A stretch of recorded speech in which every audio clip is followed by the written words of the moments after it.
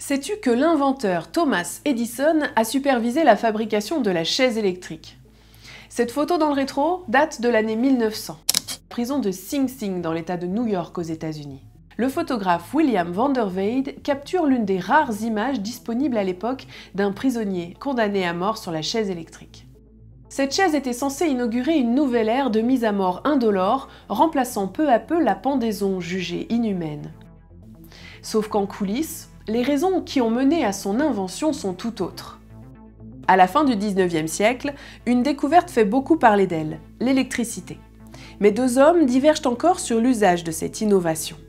Thomas Edison, qui prône un courant continu, et Nikola Tesla, qui milite pour le courant alternatif.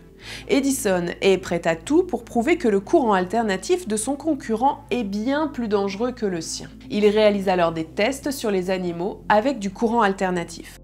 Cela donne l'idée à certains médecins d'utiliser ce courant pour exécuter des condamnés à mort. C'est ainsi que Thomas Edison supervise alors la fabrication de la première chaise électrique. Le 6 août 1890, à Auburn, l'assassin William Kemmler s'assoit sur une chaise en chêne massif. Des électrodes en contact avec des éponges imbibées d'un liquide conducteur sont posées sur le corps. Kemmler est sanglé. Le bourreau, surnommé l'électricien d'État, lance une première décharge de 1000 volts depuis un générateur de courant alternatif. Le médecin légiste constate que le condamné respire encore. Il faut s'y reprendre à deux fois. 2000 volts sont alors envoyés. Les vaisseaux sanguins de William Kemmler éclatent. Des filets de fumée montent des parties du corps proches des électrodes. Le journaliste du New York Times présent dans la pièce raconte qu'il y a eu pire encore.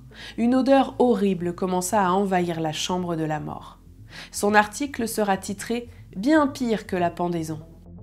Malgré la lente agonie de Kemmler, la méthode est adoptée par les services pénitentiaires.